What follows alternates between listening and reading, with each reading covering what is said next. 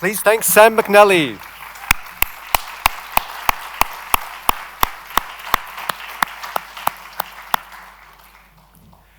Welcome to a special night in what we might call divine company of a very realized being. I'm so excited to be with you. You might see on a screen that my name is Kim Cuneo. I'm the head of music at the Australian National University, but I'm not here to give you a lecture on music. I'm here to introduce someone who is very, very special to many of us. And if you haven't had the privilege of meeting since Sister Genty till now, you're in for a real treat.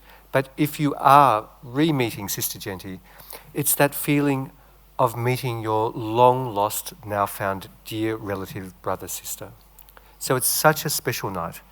Now we have quite a lot on. I'm going to put on my glasses so I don't miss anything. And if I do, I will not forgive myself. But first of all, now we mentioned very briefly Sam McNally. I wanted to just mention Brother Sam, who's one of Australia's foremost jazz musicians. From the 1970s till now, he's had an unbroken career playing in Australia, in Europe, in Asia. A magnificent jazz pianist who's led many bands in Australia, played with many of Australia's finest musicians, and also in recent years, an incredible pedagogue, passing on his wonderful abilities to make sacred music and music in multiple places to all of us. Please once again thank Sam McNally.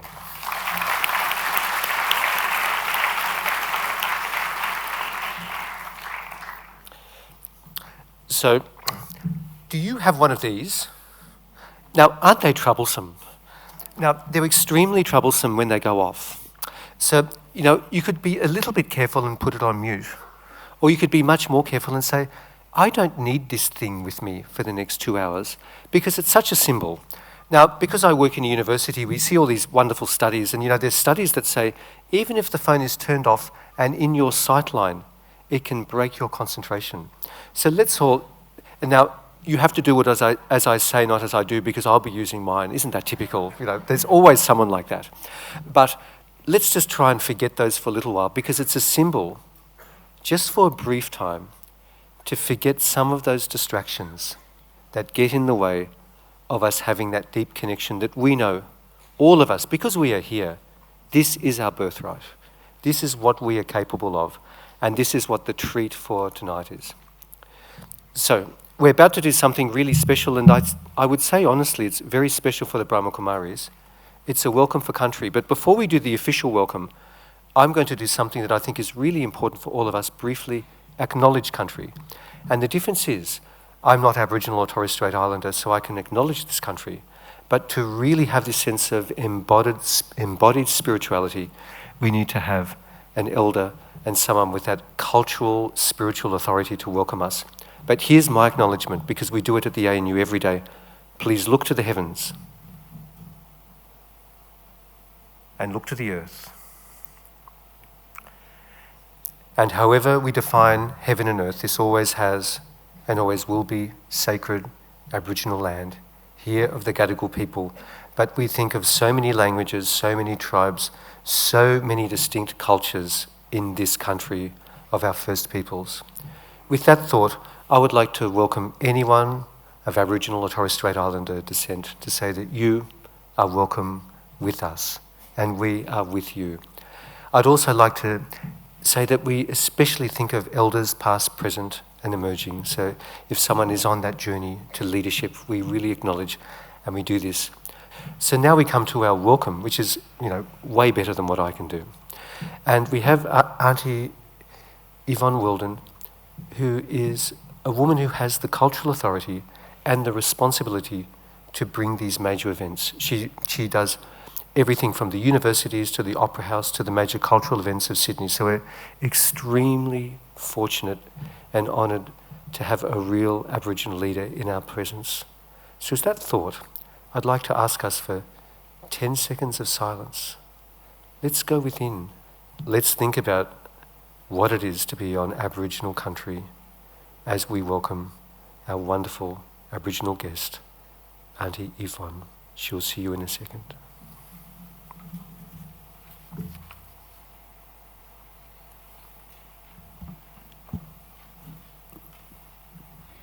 Good evening, sisters and brothers, friends, family. As was said, my name is Yvonne Weldon. I'm a Wiradjuri woman from Cowra, here in New South Wales, from the waters of the Clare, which later became known as the Lachlan, and of the Murrumbidgee Rivers. I am elected Deputy Chairperson of the Metropolitan Local Aboriginal Land Council, who are the culture authority under the Aboriginal Land Rights Act for the land we're on. I'd like to pay my respects to all elders, past and present, to all First Nations, to you and the ancestors of the lands that you've travelled from. Our welcome to country is an age-old tradition. It is more than just words. It is a spiritual process. By honouring the ancestors' footsteps, we are all walking in, continuing the practice of the many generations before us to the many generations to come. Our boundaries are written into the earth's natural landscapes. The boundaries of the Eora are the Hawkes River in the north, the Nepean in the west, and the Georges River in the south. On behalf of the Metropolitan Local Aboriginal Land Council, the elders and the members, I welcome everyone to the land of the Gadigal. I acknowledge Gadigal people whose spirits and ancestors will always remain with this land, our Mother Earth. Across this beautiful continent, we represent hundreds of nations, tribes and clans that have existed here for over 65,000 years. My people are the oldest living culture of the world.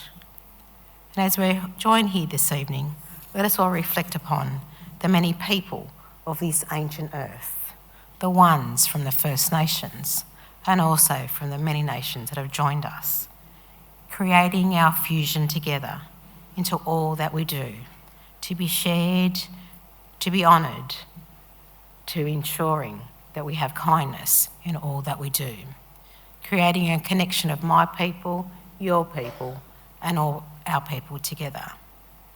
My people have always listened and learned from each other, the environment, animals, elements, and our ancestors.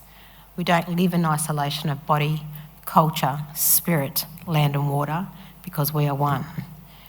We need to reflect upon the footsteps we are all leaving to know where we're heading, shaping our society, our countries, to be connected and something we should be proud of.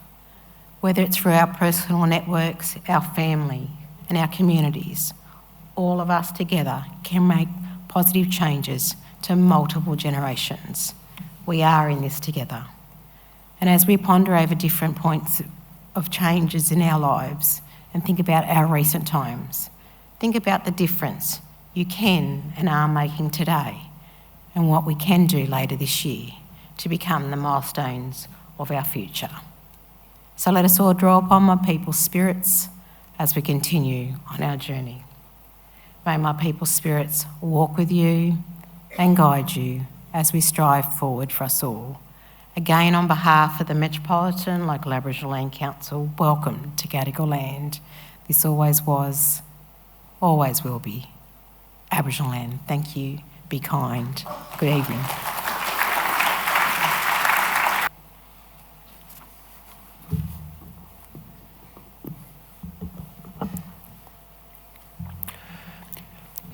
Dear friends, isn't it interesting, this amazing phrase from Auntie Yvonne, always was, always will be, because we can think of this notion of Aboriginal land and then we can actually also think of who are we.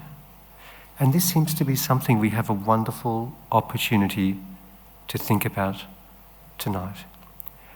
Am I a linear form who comes into this body, gets a mortgage, buys a few cars, gets a little bit successful, gets sick, and then goes into nothingness? Or am I more than this?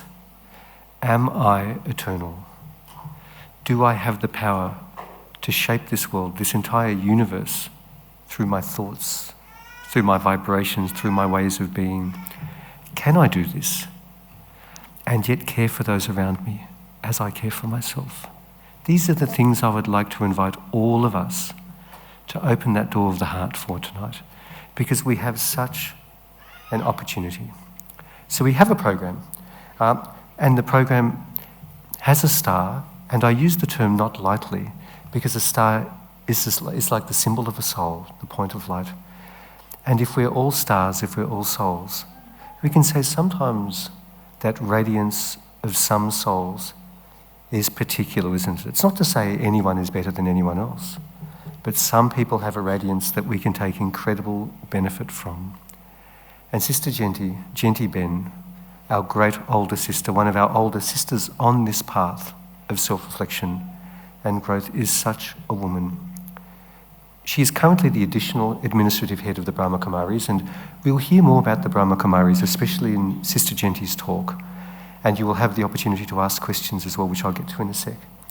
But I think there's something very interesting to think for all of us about what this means. So, being a co-administrative head is not to be a yogi who has nothing to do with the world. It's not to say that I lock myself in a room and I just think good thoughts and everything's easy because I don't have to deal with anyone. It might be the opposite. It might be that in all aspects of our daily life, Jenty Ben has to apply her spiritual insights with care and compassion to others, dealing with an organisation that I say, as someone who's been observing the Brahma Kumaris for years, is breathtaking in its size, in its scope. An organisation that was founded with the simple and profound vision that in our age, women have a role of leadership to play to heal this planet. Isn't that a truth? I say this as a man. I think all of us in male bodies know that there is a time for women to be in the sunlight of the world's eye, and this is the time. And this is what the Brahma Kumaris do for all.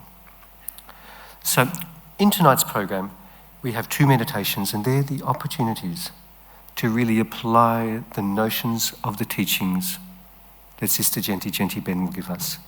In other words, we have the intellect. The intellect is a wonderful thing, isn't it? Of course, it's great to think about this. Sometimes the Brahma Kumaris use the idea of churning, like we can churn butter. So the intellect actually goes up and down, and we think about these notions, and by thinking about them, we imbibe them, we inculcate them. But then, in silence, something magical can happen, and without having to turn the mind off, maybe the mind becomes our servant a little bit more. So we have 2 opportunities for this. And then we have questions. And, you know, we do live in a modern age, and I don't know if anyone watches those shows on the ABC where you ask questions from all around the country, but we can do it here and now. So you'll see pictures of a QR code, and that's the point in which you can use your phone again. So isn't that exciting? We have the chance to actually utilise this thing that can be difficult, and we can tame it. So you can think of your question, you can go onto the QR code. You know how to do it, but I'll go through it anyway. You put your camera app on. Just as you would take a photo, the little square comes on. It either automatically opens in the app, or you just press a little button, and then you have the opportunity to type in your question. It will come up on the big screen, and we all have that opportunity to think about how you're churning. So it's a really beautiful thing, and I think it's good for us all to think about how technology can serve us this time, this place. So that's about it for me for now. We're going to have Sister Jenty, who's going to speak for a fair while, a little over half an hour. And I would encourage us to really take this benefit. So dear friends, I'm going to take leave for now. I'm going to ask all of us, let's take a deep breath. Let's start with another strong impression of the power of silence as we welcome a really wonderful walker on this path to self-realization, Sister Jenty. Welcome, Sister Jenty. A big thank you to Auntie for the welcome, and also to Kim for the very warm welcome. And thank you to all of you for coming out on a cold night. But I think it's warm in here, is that right? Not just the heating, but also the warmth of our bonding together. If I think about what is it that I need at the time that we're going through at the present moment, and it applies absolutely across the world, it's not just one country, one nation facing issues, but truly it's a global situation where everything seems to be coming on top of us. Whether it's natural disasters and the intensity of those, or whether it's the economic downturn generally, or whether it's the craziness of the political scene. And really, what can one do except laugh and smile and keep moving on? And so each one of us has an inner capacity with which we deal with all these challenges that come from outside, but also the challenges that come from within our workplace, our family, and maybe the most difficult challenge that comes from within, the things that we have to deal within our own selves, the ghosts of the past, the ghosts of the future, and the questions that come in front of us at the present time. And so what I need to do is to just see, well, how am I doing? Am I managing to face all of this with a smile? Or is it that every night I worry myself to sleep, or I'm not able to sleep? How do I wake up in the morning? Do I welcome a new day? Or do I feel that, oh my goodness, I wonder how it's going to be? Do I feel that it's too big a challenge for me to manage? All of these are the things that not one individual or even one strata of society is going through, but I believe that all of us together are in this melting pot, all together, all of us. And the way that I've found to be able to manage and thrive within that is to be able to go on an inner journey. And I was fortunate enough to discover a method that's called Raj Yoga. Today actually happens to be the day for International Yoga, and it's a very lovely thing that the word yoga has come to be accepted across the world. And of course, most people associate it with the physical postures, and that's absolutely correct. That's part of the whole hierarchy of yoga. And many of you who, I'm just curious, who practices Hatha Yoga?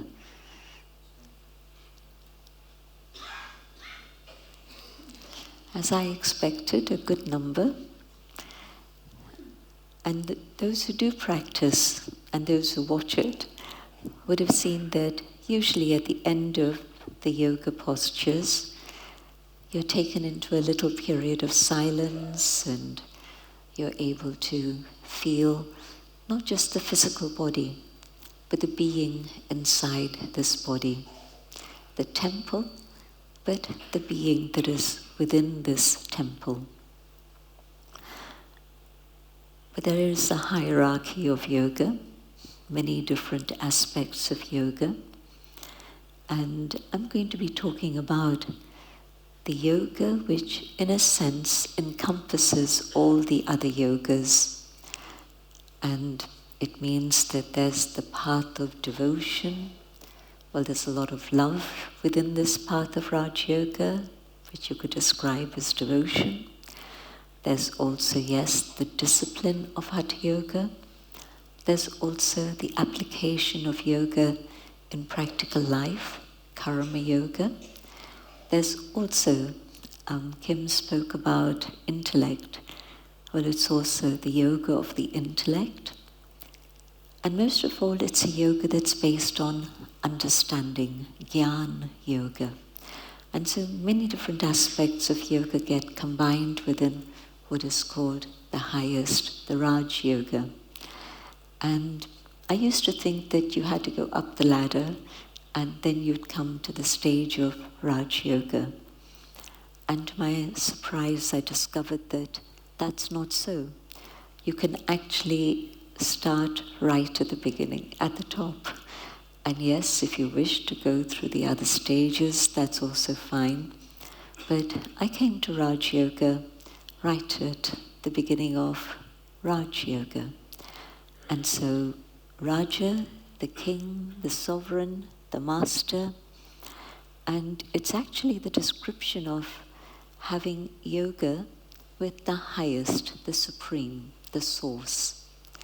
But there's also another lovely interpretation, which means yoga union, a connection, ligament joined together, yoga. So that yoga which connects me with the divine, but also the yoga that helps me attain mastery over myself. Who is the master of my life? Is it unseen forces outside?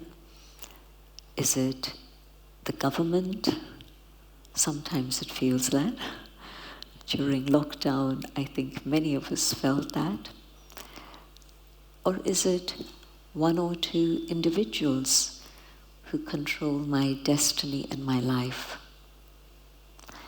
Can I come to the stage where I myself am the designer of my own destiny and I create the life that I would like to have for myself, to attain that mastery in which I am the master, especially of my own mind. And Raj Yoga teaches us all of that.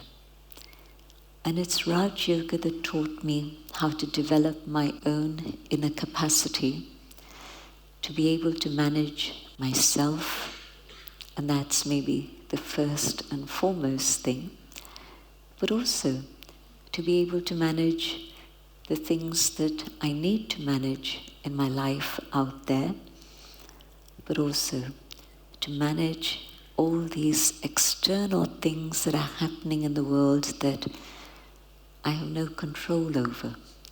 And I can't control those things, but what I can do is manage myself. When we use this word resilience, we tend to think that it means, a rubber band, you can pull it out and you stretch it, and then when the pressure's off, it comes back to its normal, original size.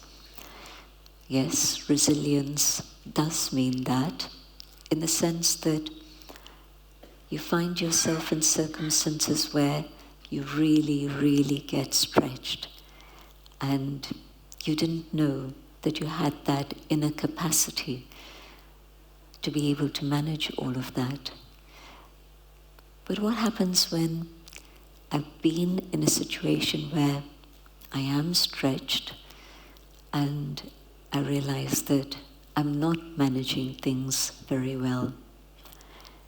And unfortunately, in today's world, we hear of cases of burnout and stress where not only is it that a person hasn't been able to manage, but they're actually been brought to a point where they're broken. I don't want to be there. I don't even want to be in a position where I feel that the situation is overwhelming. I would like to be in a situation where I know whatever comes my way, whether from outside or people or myself, I can still find myself back on my feet. And yes, it's absolutely possible to make that decision and to move towards that and have a wonderful support and spiritual friends who can also join you in that journey. Because managing that journey sometimes alone is not so easy.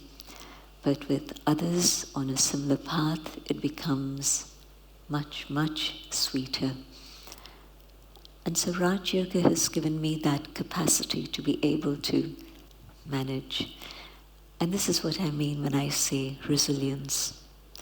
But it's like if you have an examination, you can't at that moment suddenly say, okay, I'm going to manage fine.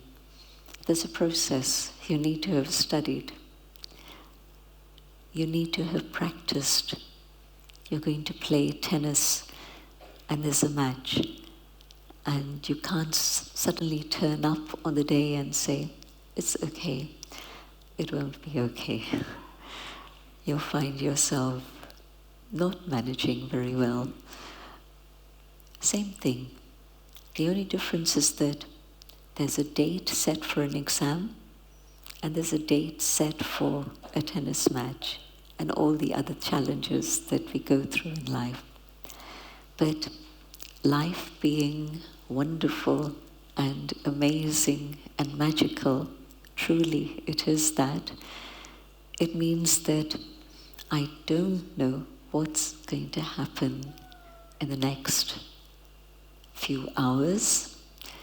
I hope I know what's going to happen in the next hour, but beyond that, I don't.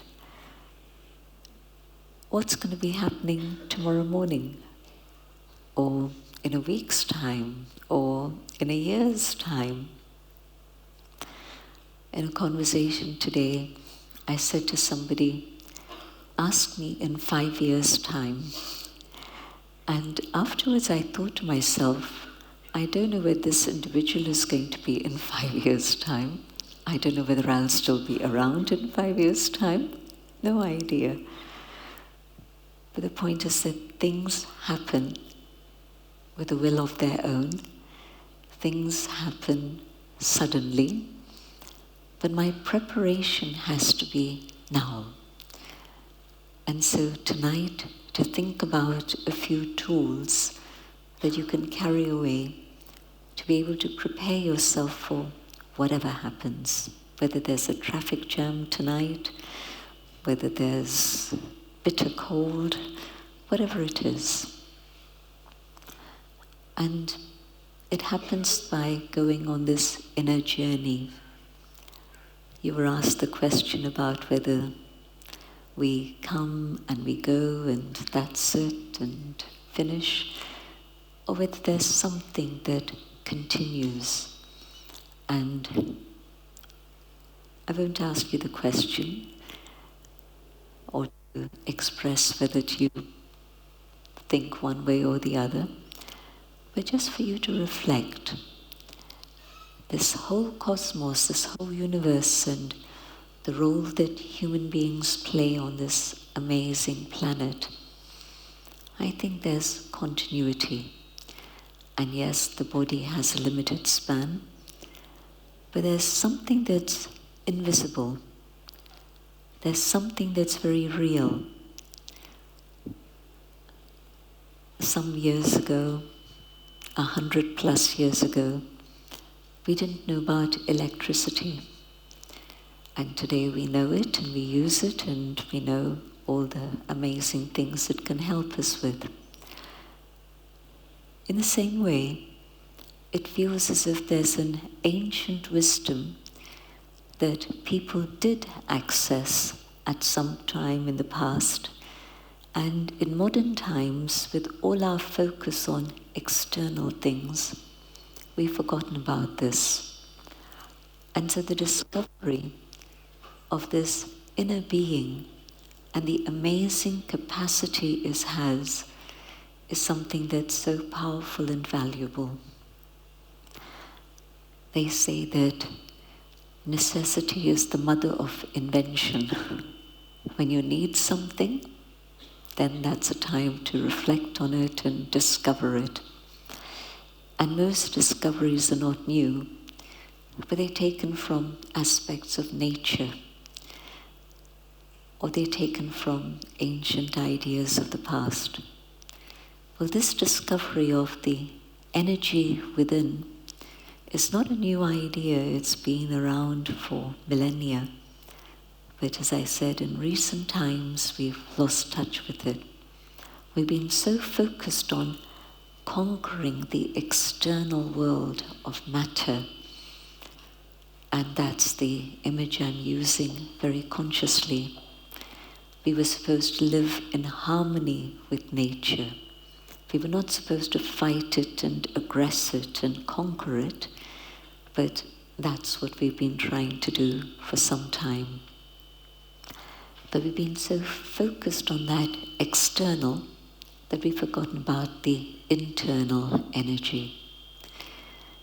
But what is this power that I have within? The power of my thoughts. You're sitting here, hopefully you're focused here, but maybe you can think about where you'll be tomorrow, where you'll be in a week's time. Okay, come back. How long did it take you?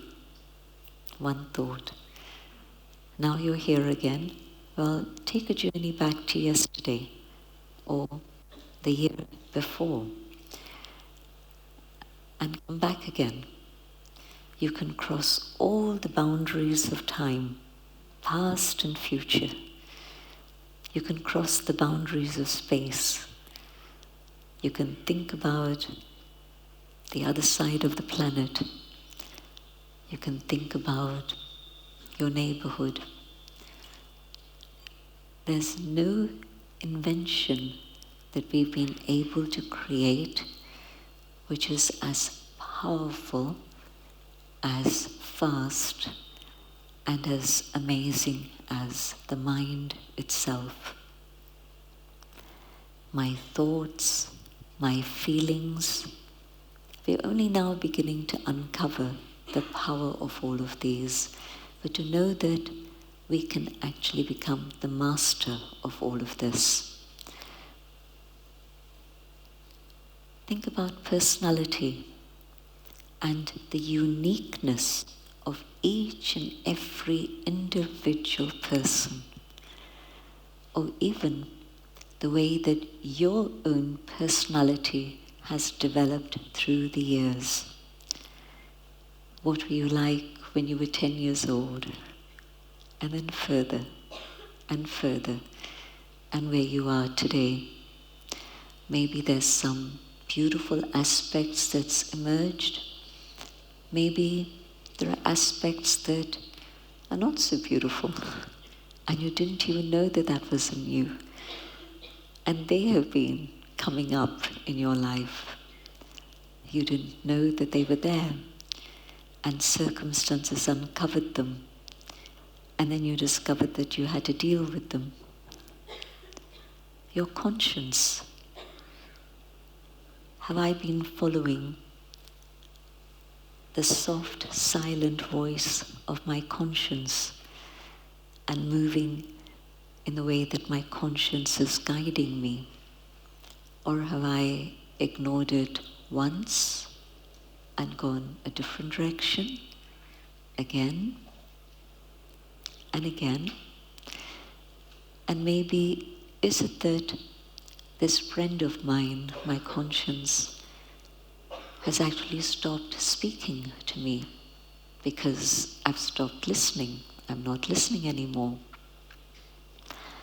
So when I reflect on all of these things and I ask myself the question, can I measure all of this? How? In what way can I do this? I don't think I can. Can I physically touch any of these things? They're not visible, they're not measurable, and yet they're very real, because that's what my life is about. My life is not just about my physical form, it's about all these invisible energies. And when I go on that inner journey to discover my own inner world and all these energies that I carry within myself, then I know how to develop them. If I don't bother to go in, I don't even know that they're there. But when I go on that journey and discover them, then I say, amazing, I didn't even know. But then I learn how to mold them and develop them and use them for the best possible direction so that my own flourishing can happen. So often I know that I have something more within myself. I have the potential, but I'm not able to move it forward and bring it into being, bring it into practical life. And so sometimes I've been in situations where I think, well, could I have handled it differently? Could I have done something else instead? And the answer comes back, yes, but I've already moved on. The situation is over. And so taking time for myself to go within means to build up my own capacity inside and to prepare myself so that I move further and further along, knowing that I'm allowing my own highest self to emerge. I'm using all the potential that I carry within me. And yes, then I know that I will have the resilience to be able to do whatever I need to do and also face whatever situation may come up. So tonight is this discovery. And when I discover that my mind is this beautiful power, that I can choose to direct my thoughts in whichever way it is I want, I experiment. I take a few moments to look at what's going on, and I might be surprised, I might not be, but I realize that so many of my thoughts are just connected with mundane living, or so many of my thoughts are not creative thoughts, they're just a response, a reaction to whatever is happening out there. So how do I use my mind to actually discover creativity and to be able to not just work on a mundane level of existence, but something that's more beautiful, something that's more precious and valuable, something that will bring benefit to many others. It means being very selective about my thoughts, not letting my thoughts just move around here on the mundane level.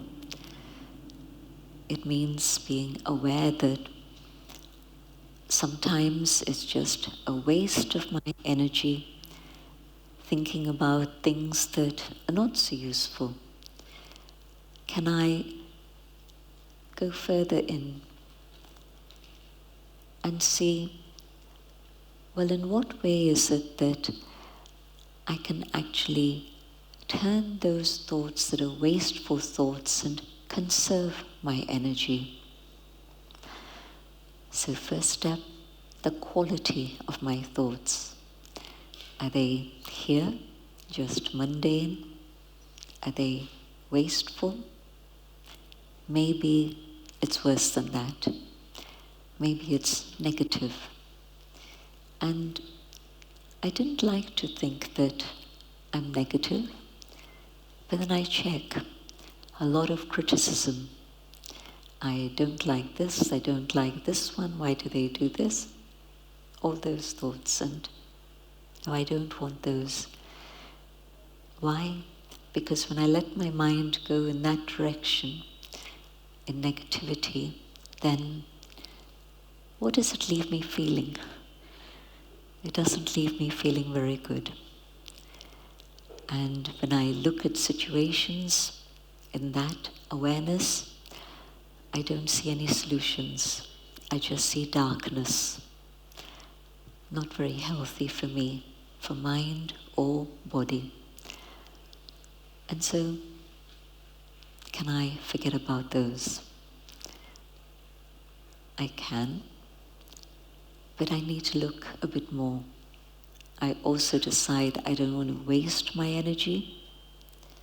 I also decide I don't want to just have mundane eat, live and sleep.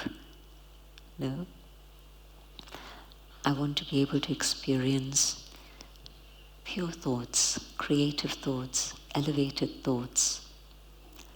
So what can I do to discipline my mind?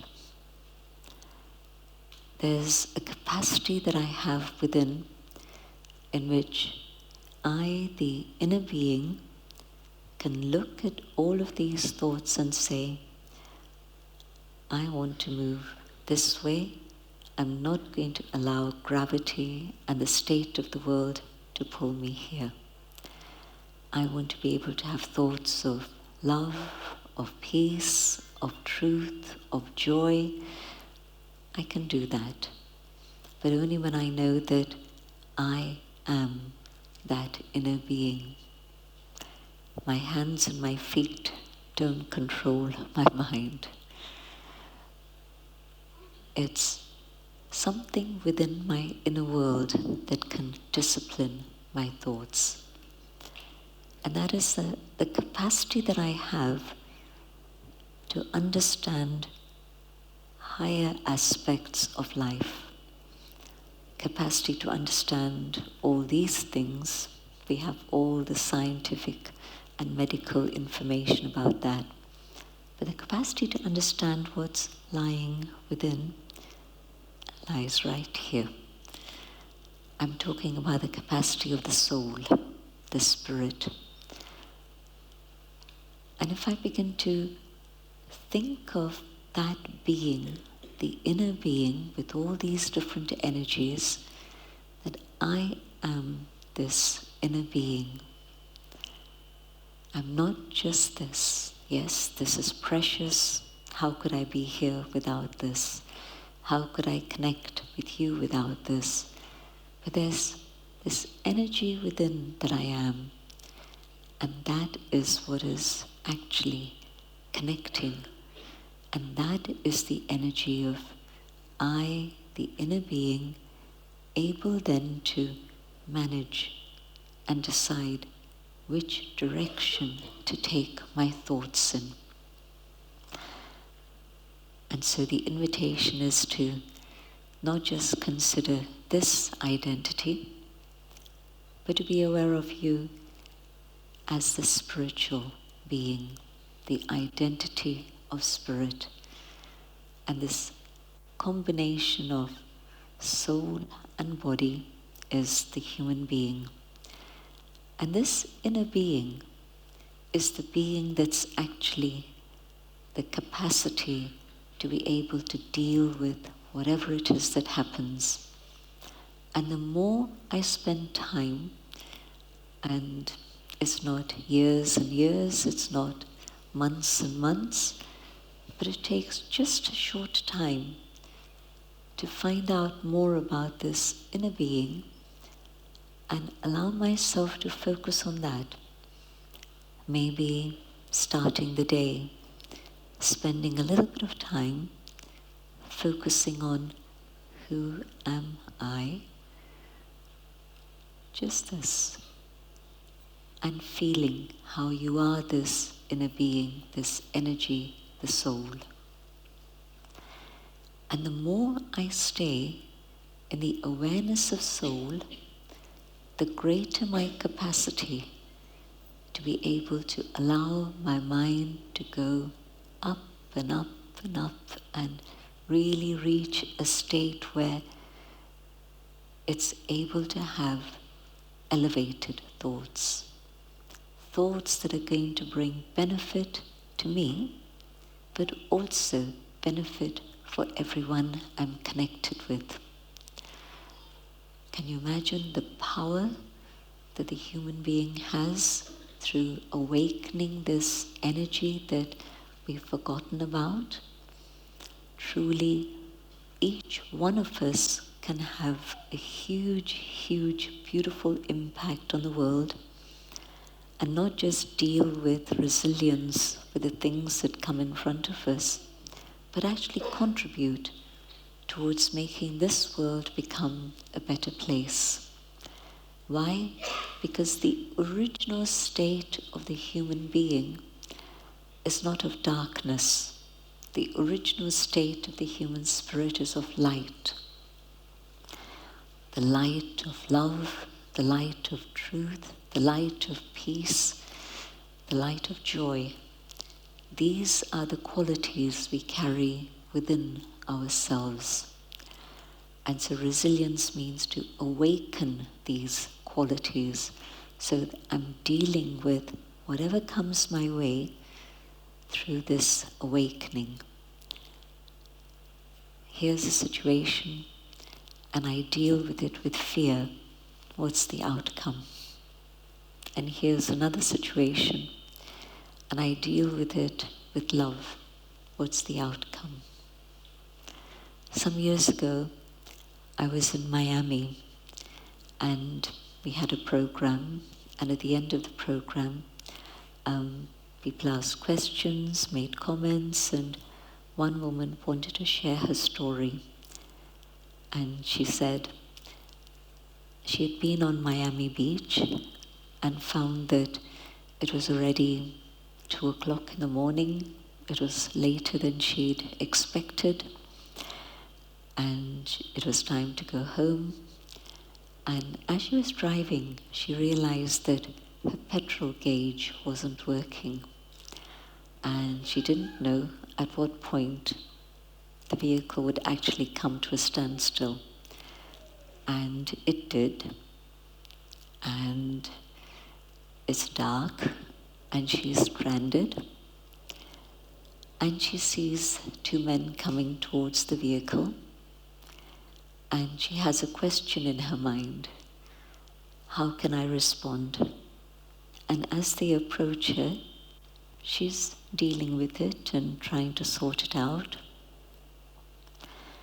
As they come quite close, she opens the car door, goes outside, and she gives them both a big hug. And they're very surprised. And she says to them, "It must have been God who sent you to help me." And all they can do is say, "Yes, what can we do? What can we do to help you?" And one of them takes the can from her boot to go get some fuel, and the other one sits with her in the car to protect her. And they have a very good conversation until the other man comes back. And all smiles and love and joy, and they then bid farewell. But there's a connection of love and friendship that's been established. It could have been a very different scenario, who knows? But the power of love, the power of light, and it became a story with a very happy ending. And so we can choose. And this woman was sharing the choice that she had made at that moment.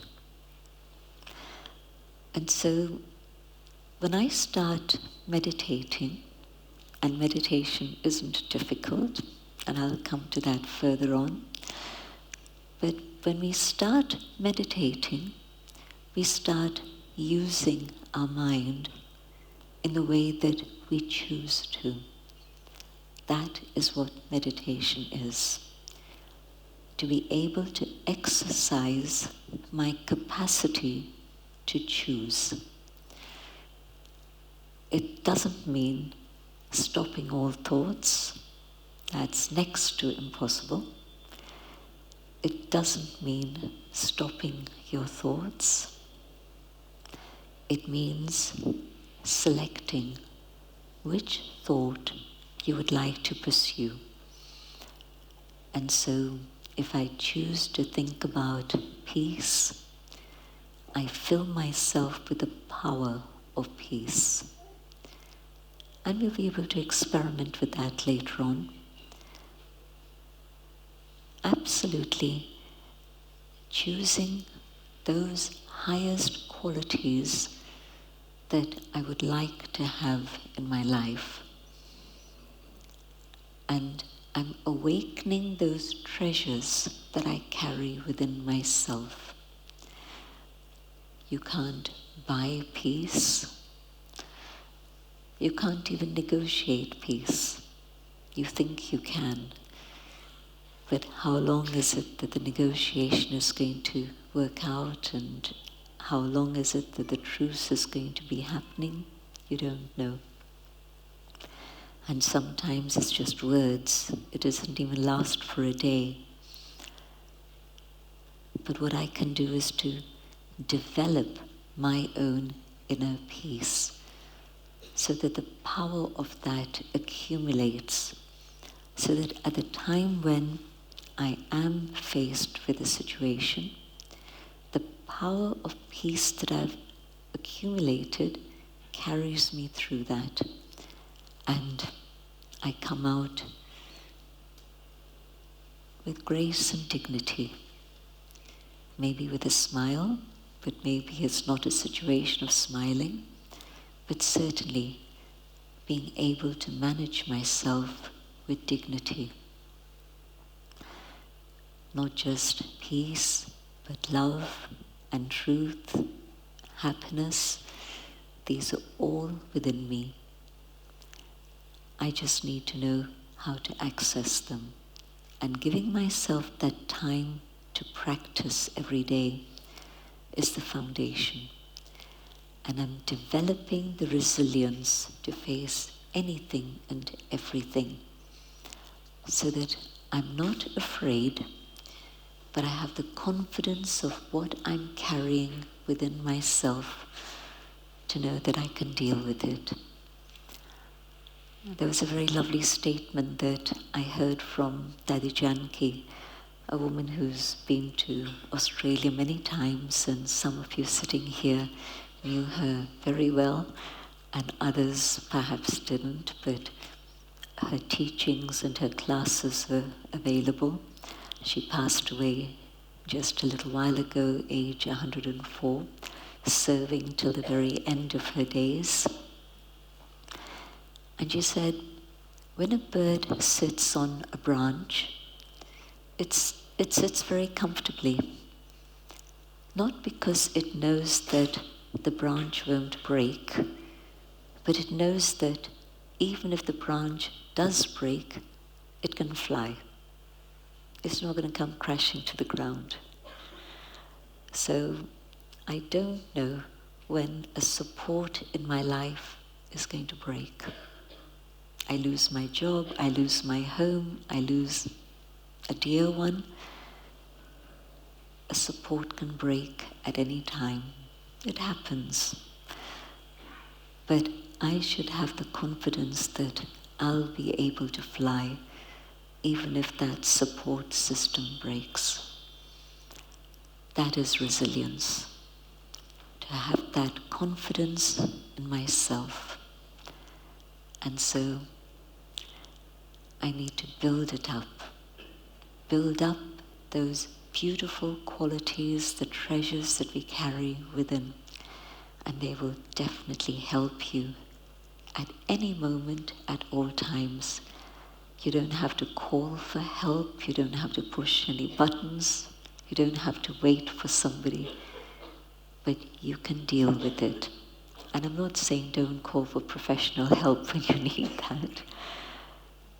But you won't get into a state of panic, or where there's something that's going on and you have to tolerate it and endure it over a period of time, and you wonder, when's going to be the end of this? How am I going to be able to manage it? Well, however long that situation carries on, you have the capacity to move forward.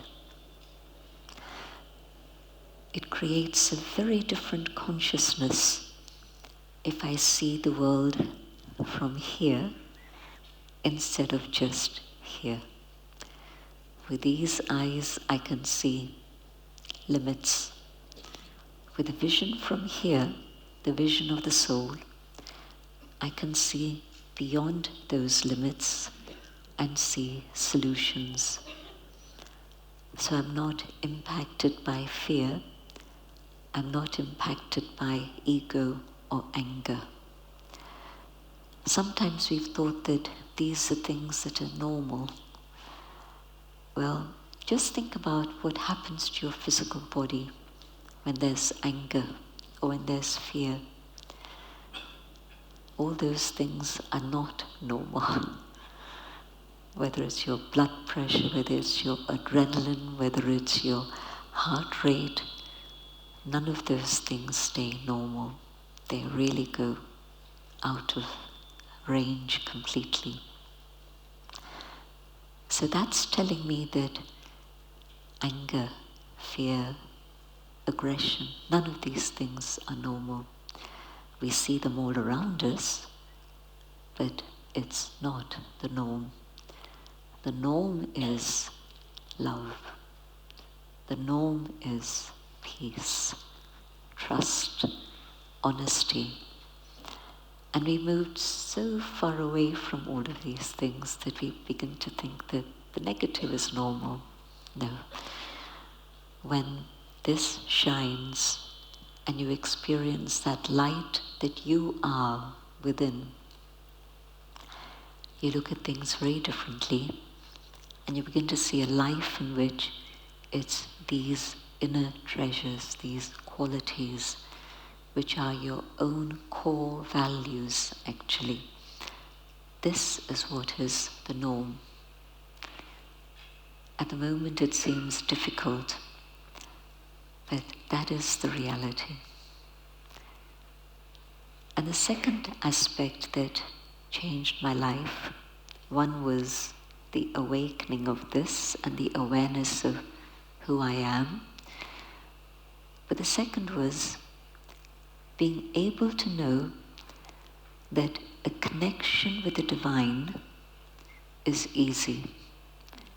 And yes, we run courses in meditation, and yes, you'd be very welcome to come and try any of these things out for free. But my question was, is there a source? And when I understand that I am that inner being, then I understand that, yes, there is a being, just as all of us are beings of light. So I'm not seeing physical bodies. As I connect, as I draw that power, my intellect, the awakening of conscience and the cleansing of the conscience happens very naturally. And that inner power becomes my compass and guides me in the right direction. But also it's powerful. And even though my thoughts can get diverted here and there and everywhere, the conscience is able to keep me on track and bring the mind back into an alignment. And the inner battles that we go through, the external things, we have the capacity, we develop that, but the inner battles that we go through, now I'm able to follow my conscience, and there's a sense of inner calm and peace that prevails within. Imagine operating from a space of peace rather than the struggle that goes on. Definitely, peace is the one that's comfortable rather than the other. But also it's not what somebody is dictating. It's the truth that I'm understanding and discovering for myself. And it's leading me to the path of freedom. Freedom to do what I know is right, rather than the influence of others and suppressing myself. So these two things, knowing who I am and focusing on that, aspect of my own inner values, and developing those and expressing those gives me strength and resilience, but also the power that I'm able to receive from up above. And the combination of these two means that, yes, I know that even if the branch breaks, I can fly. I won't come crashing down to the ground. I've introduced you to a few of the concepts that we learn and then practice in Raj Yoga. But of course, it's teachings that are ancient but useful for modern times. And so there's an amazing array of aspects that are so important. And so let me see if, even as I begin to experiment with these two things, I'm able to keep moving on and discover more and more for myself. Let's have an experiment now, just simply going on that inner journey. Let your body sit comfortably, both feet on the ground, balanced. I'll speak out my own thoughts and invite you to follow these ideas.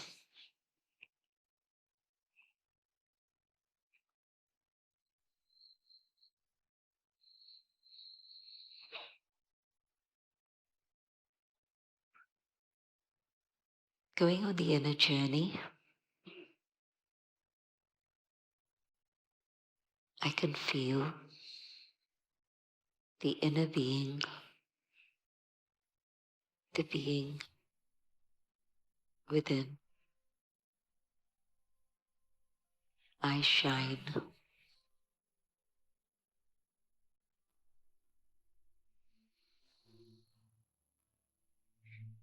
I connect with myself and the qualities within.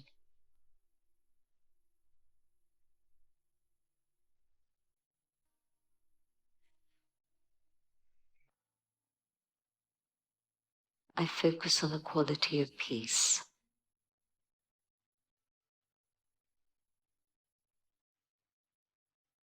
And feel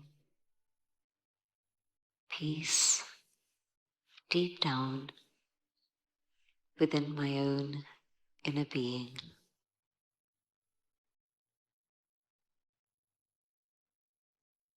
I stay in this awareness of the being within.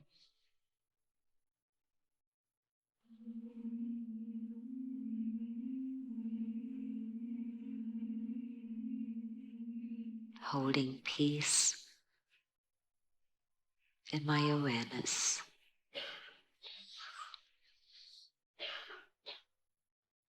I connect with the divine, the source of light and love.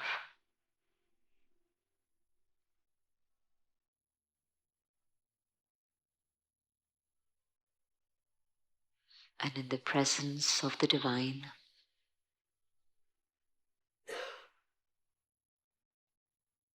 the power of love reaches the soul.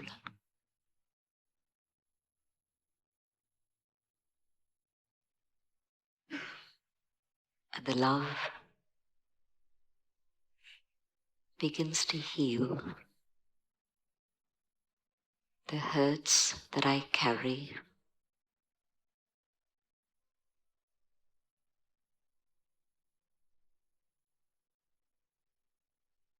And I can feel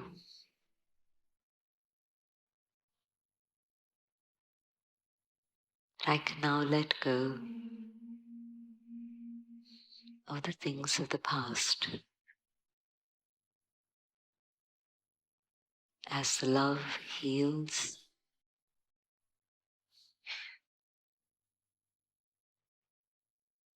I can also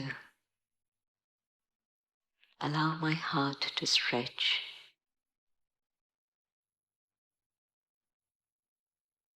so that I can forgive.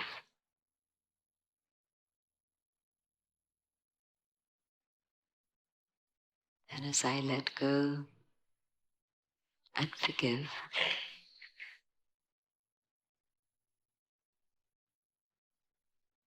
the love within my own inner being emerges powerfully.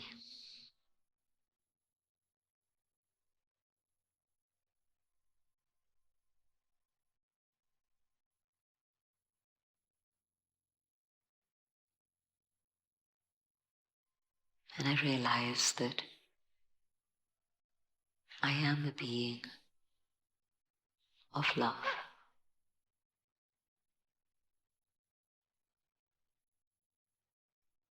And the power of love from the source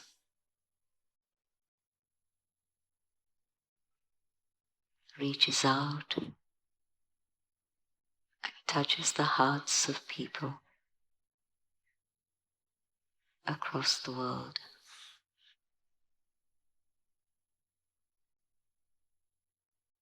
And as the love awakens love in their hearts,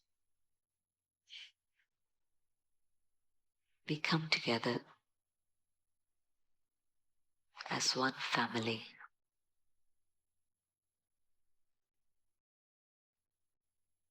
The love dissolves the barriers so that truly we can be together.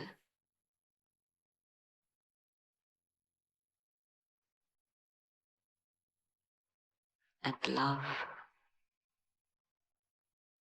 reaches out to all forms of life, all creatures, big and small, all part of this beautiful tapestry of life on this planet. And as that love reaches them, they feel safe, protected.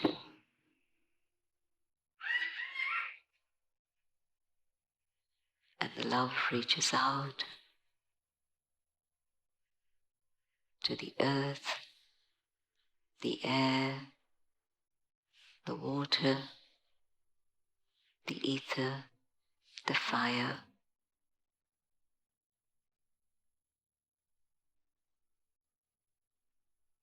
And the love restores harmony.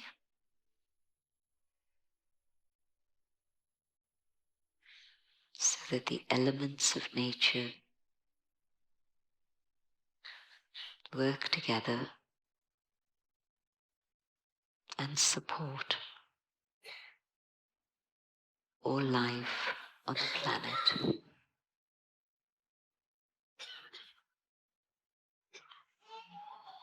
Love restores harmony so that humans and other species and nature balance and work in cooperation.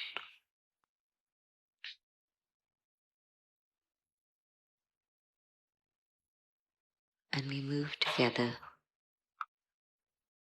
towards a planet filled with light and love, peace, justice, and happiness for all.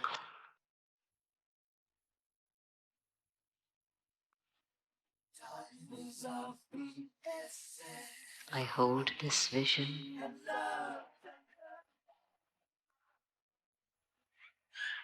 and our collective energy brings us closer to making this a reality.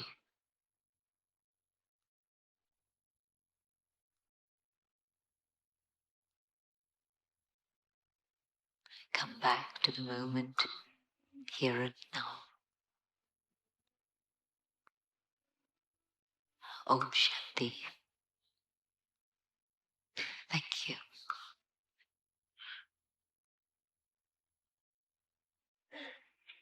Dear friends, what an experience. Sister Genti, thank you for being with us, sharing so honestly your impressions. Isn't it wonderful that someone who's meditated for so long starts with talking about her own experience? Because really this is it for all of us, isn't it? That all of us have this sacred right, I think you've said to us, and a responsibility to uncover this wonderful well of positivity within us. So you've talked to us tonight about the fact that no matter how good we are, no matter how smart we are, things are going to happen, aren't they? We can practice all forms of yoga, we can make this choice, but yet things might still happen. But then eventually we can start to think about who I really am, and from that I might start to go on some of these two great quests that you described to us. One is to think about this instead of this. Isn't that a beautiful image for us? It's like going from duality to seeing the world as one, just with such a simple thought that Sister has given us tonight. So that's pretty good. But then you also said we have a right and an ability, all of us, no matter who we are, no matter what we have done in this life or beyond, to plug into the source and to be deeply sustained and to be deeply recharged by that action. That to me is a very, very positive teaching. And then we had the chance to sit and experience that. So folks, that's my 1 minute take of what was a really beautiful talk and experience. We already have some wonderful questions, so I'm going to read these out for you soon. Sister Genti, I might be a little bit worried about most people having to answer such a diverse range of questions, but I'm not worried at all about these. So here's our first question. It's really beautiful. It's from Anonymous, and actually, isn't it quite wonderful to think that on one level we are all anonymous when we are the soul? Isn't that such a beautiful thought? So here's the question. Would it be better to avoid situations that drain our energy or build resilience in hopes they no longer affect us? How do we discern when to walk away?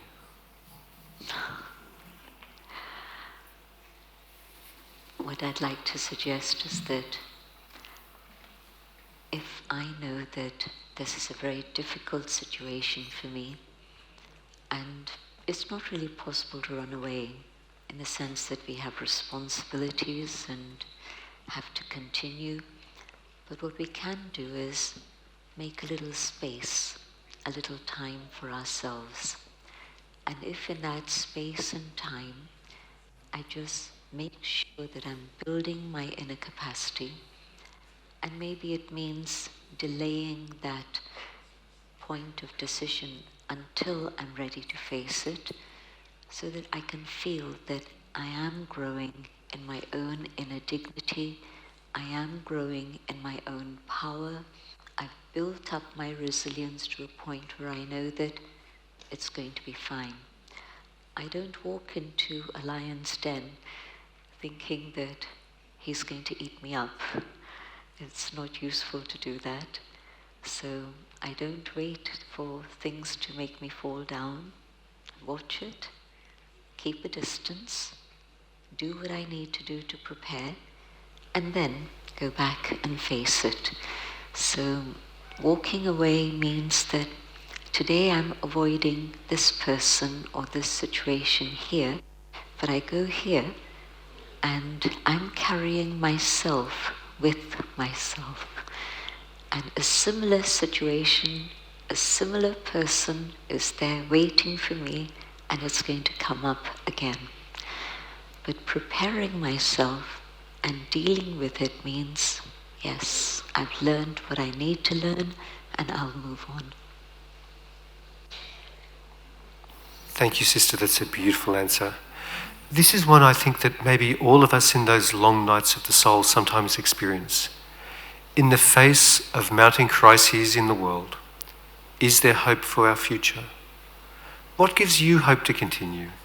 And is there light at the end of the tunnel? Absolutely.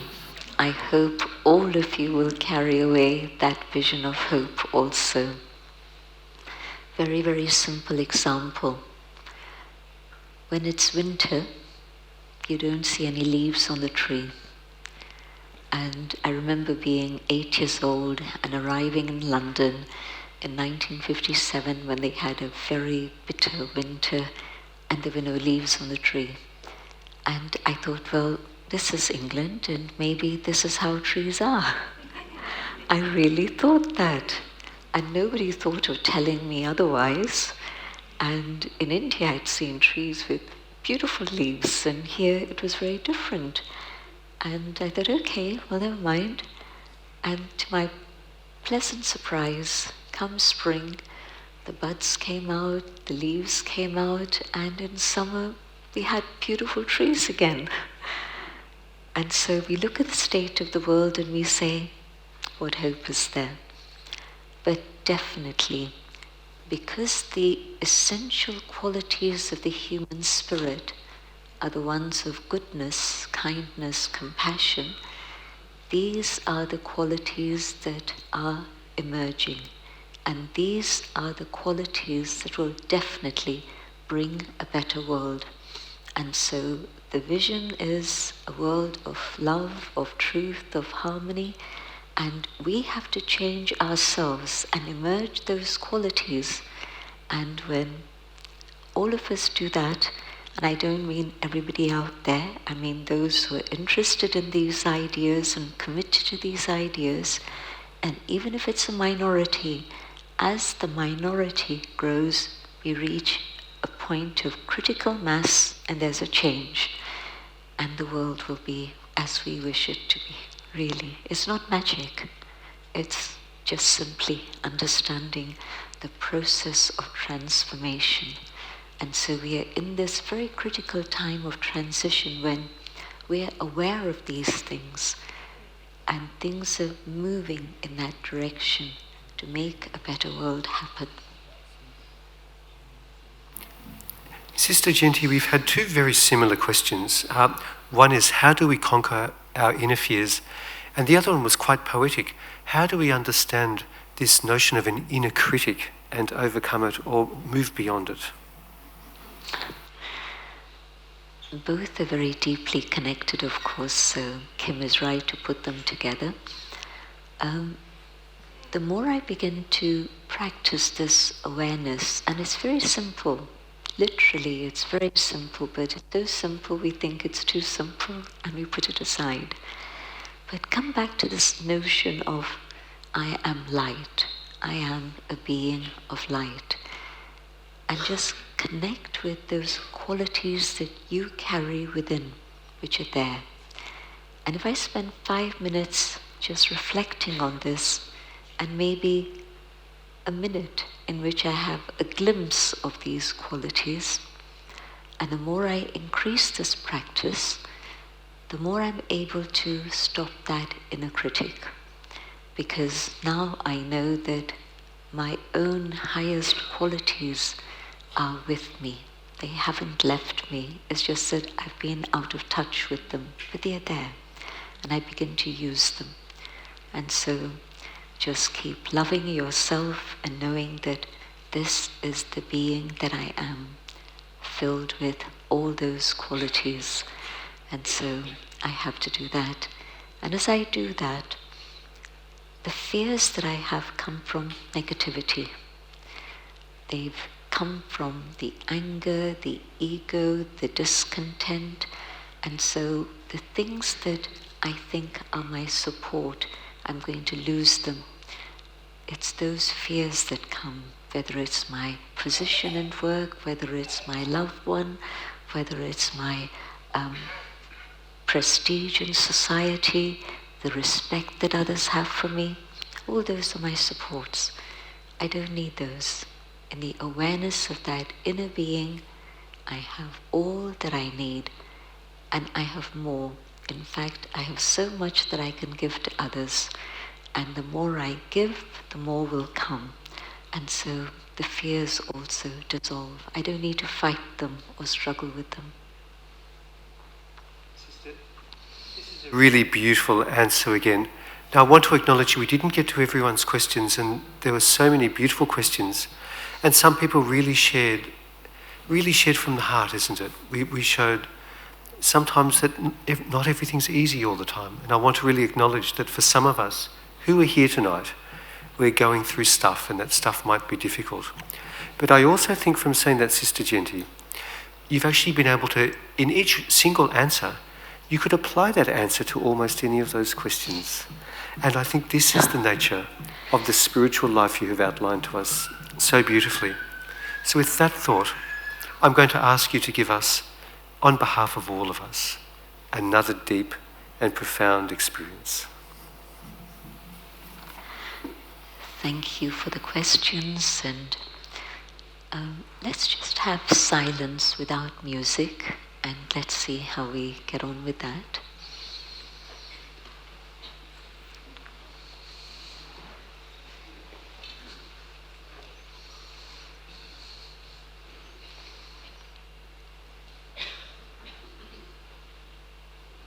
Connecting with myself,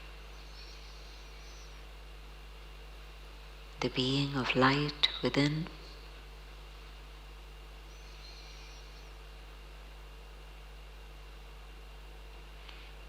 I can feel the being that I am shining.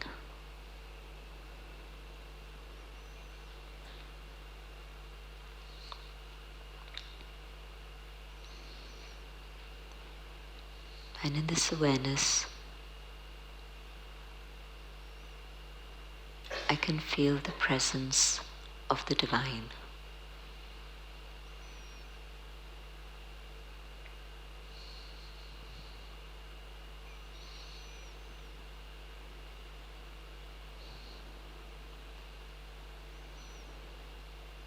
And from the ocean of peace, I feel peace surrounding me.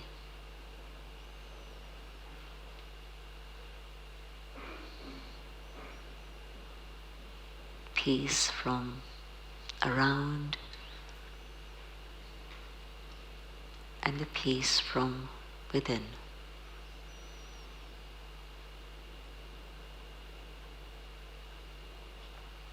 And the power of peace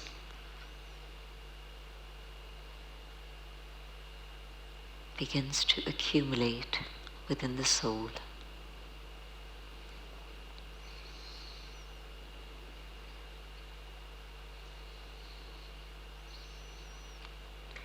Peace in my mind,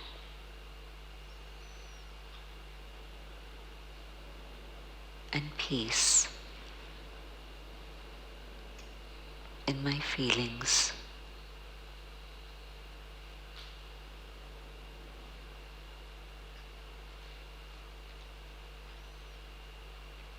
And the peace from above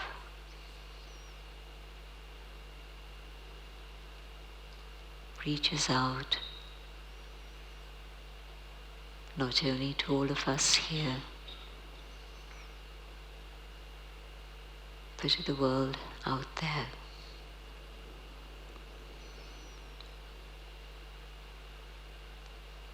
And as peace reaches out,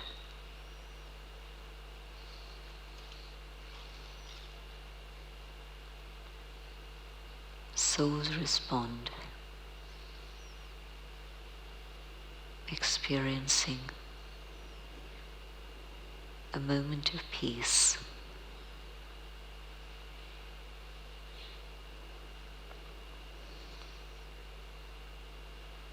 And the power of peace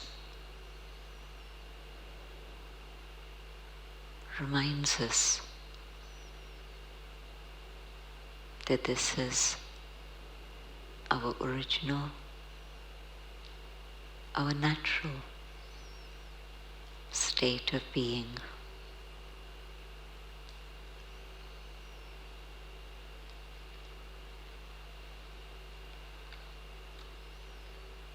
And peace reaches out to the planet and the universe and all within it.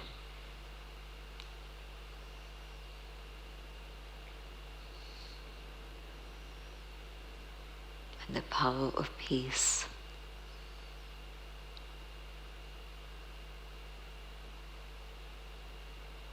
creates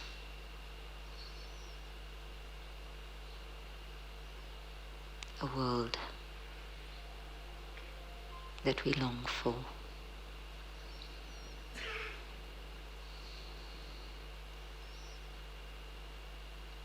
A world of dignity, respect, integrity.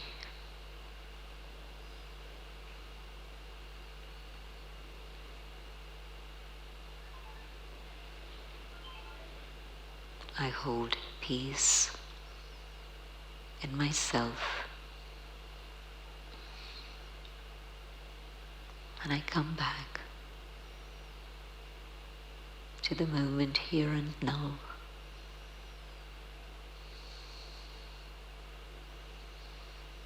But now I hold peace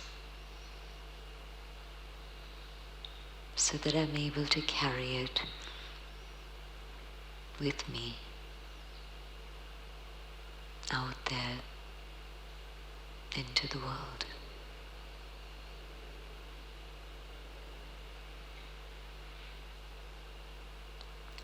Om Shanti.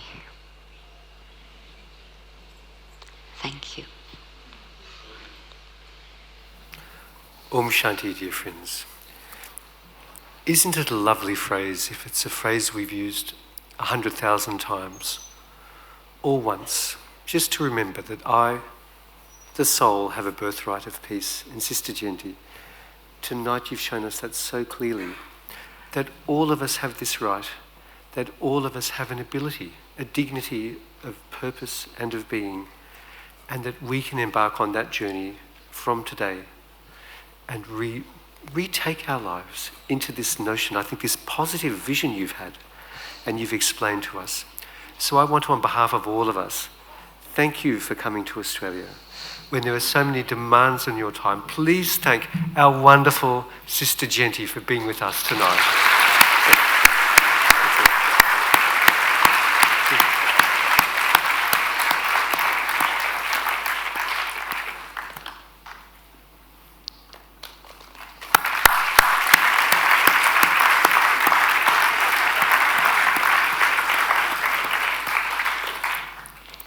So, Sister, as we bid you farewell in a little while, I just wanted us to imagine the life you lead, which is serving our world population in a spiritual manner. And it's not to say that the regular path, there's anything wrong with the so-called regular path, but I want to honour this path, all the things you've renounced, to be a teacher and a server, to make our world a better place. Please, one more time. Let's just really think about this.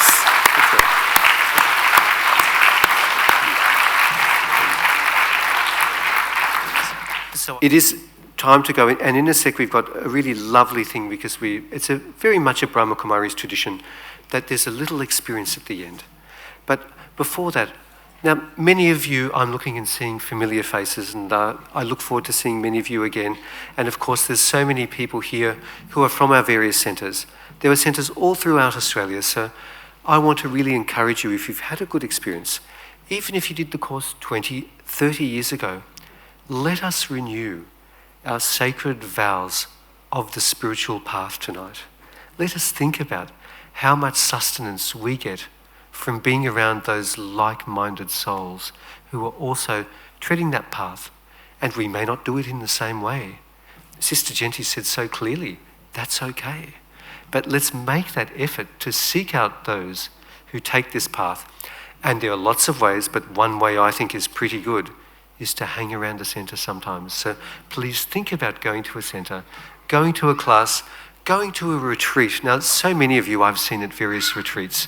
And to go to a Brahma Kumari retreat is to be treated like royalty. Because on one level we all are. And so I want to really encourage you to think about that. Now, we have some really beautiful things for you to think about. The Brahma Kumaris does everything for free. Occasionally you can give a little bit of money. It's okay. So if you wanted to give a little bit of money, which is okay, you can do that. And you can buy these little somethings. I think they're called books and CDs and all sorts of wonderful things. And actually it's really cheap, you know. And of course it's really cheap because this is not a profiteering organisation. But you know that every time you support the Brahma Kumaris, you are supporting people who do all of their work, this spiritual work, this deep work, for free. Let's just think about this as we get ready for closing, that if the treasures of a spiritual life are given, surely on some level they should be free of all inhibition. And money, as we know, can be a great divider, even though it can be an enabler. But we are here tonight with an organisation that says, as Rumi would say, come, come, wherever you are. Even if you have come 1,000 times before, come again. So that's the thought tonight. So now we have the opportunity to do a very much a Brahma Kumari's practice, which is that we have blessings. So we'd like to invite you to come row by row and take a blessing. We'll have a number of sisters here, and it's the chance to really be part of something beautiful. I would encourage us, though, it's in a really lovely way, it's not to put any pressure. Is it possible for us? There's so much we could talk about, but what would happen if we don't talk? If we actually say, as we do something, we go from here to here.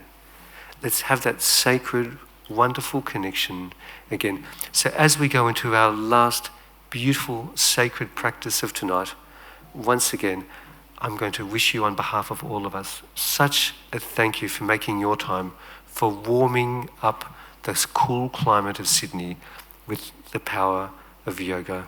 Go well, friends. May each of us be the very best we can in this precious life and beyond. Om Shanti.